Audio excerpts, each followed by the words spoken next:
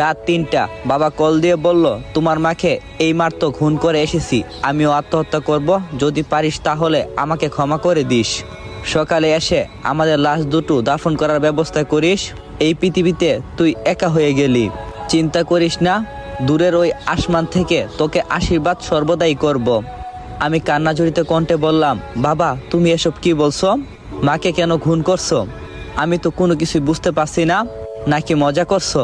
আমার কথার উত্তরে আব্বু বলল, বেশি কথা বলে সময় নষ্ট করব না, তোর মা এতক্ষণে পরপারে অনেক দূর চলে গেছে, আর আমি এখন আত্মহত্যা করে তার সঙ্গে হাঁটতে শুরু করব, না হলে সে হারিয়ে যাবে। আমি বললাম, বাবা প্লিজ মায়ের কাছে ফোনটা দাও, আমি তার সাথে কথা বলবো। বাবা বলল, সে তো গলা কাটা অবস্থায় নিশ্চুপ হয়ে ঘুমিয়ে আছে, তুই সকালবেলা তাড়াতাড়ি গ্রামের বাড়িতে চলে আয়। আমাদের দুটো লাশ নিয়ে পুলিশ পোস্টমর্টম করে কাটাছেঁড়া যেতে না করে বলে ফোনটা কেটে গেল।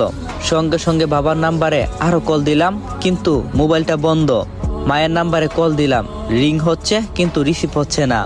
বিছানায় বসে কান্না করতে লাগলাম। আমার রুমমেট তহিদ ঘুম থেকে লাফ দিয়ে উঠে আমার কাছে এলো।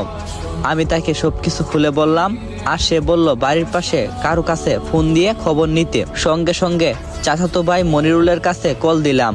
প্রায় 5 বার কল করার পর চাচাতো ভাই ঘুম ঘুম জড়িত কণ্ঠে বলল, কিরে লিমন, এত রাত কেউ কি কল করে নাকি জরুরি কিছু? আমি কান্না করতে করতে বললাম, মনির ভাই আমাদের বাড়িতে গিয়ে একটু দেখে আসো বাবা মা কেমন আছে। মনির ভাই বলল, কেন, চাচা আর চাচির কি হয়েছে? আমি বললাম, বাবা নাকি মাকে খুন করছে, আর সেও নাকি আত্মহত্যা করবে। আমাকে ফোন দিয়ে এসব বলে কল কেটে দিছে। আমি তো শহরে আছি, তাই তুমি একটু যাবে? মনির ভাই বলল, কি বলিস? আমি এক্ষুনি যাচ্ছি। হাই আল্লাহ, চাচা কেন চাচিকে খুন করবে? আমি বললাম, তুমি একটু তাড়াতাড়ি যাও, আর গিয়ে আমাকে একটু কল দিয়ে জানিও। আমি বরং ততক্ষণ সবকিছু গুছিয়ে রওনা দিচ্ছি, প্লিজ তাড়াতাড়ি যাও।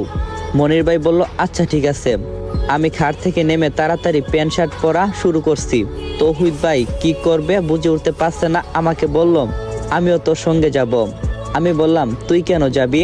তৌহিদ ভাই বলল, সত্যি সত্যি যদি চাচা চাচির বিপদ হয়ে যায় তবে তো। আমি বললাম, প্লিজ এসব বলিস না, পৃথিবীতে আমার বাবা মা ছাড়া কেউ নাই। তখন তৌহিদ ভাই বলল, আচ্ছা মাথা ঠান্ডা কর আর চল তাড়াতাড়ি। রুম থেকে বের হয়ে রাস্তায় হাঁটছি, কোনো ধরনের গাড়ি দেখতে পাচ্ছি না। মেন রাস্তার দিকে একটু গিয়ে কিছু একটা পাওয়া যেতে পারে, তাই সেদিকে হাঁটা শুরু করছি।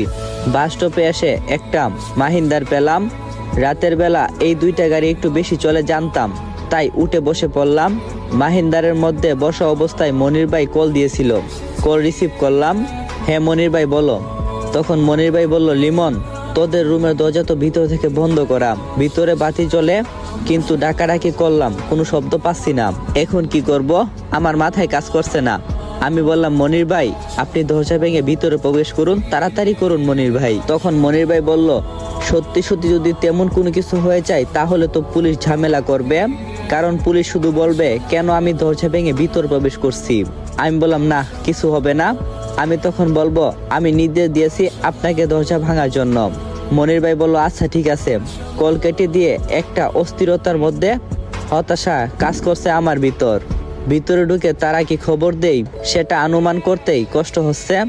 আর আমার বাবা মায়ের মধ্যে তো কোনো সময় কোনো রাগারাগি দেখিনি, তাহলে কেন তারা এরকম করবে?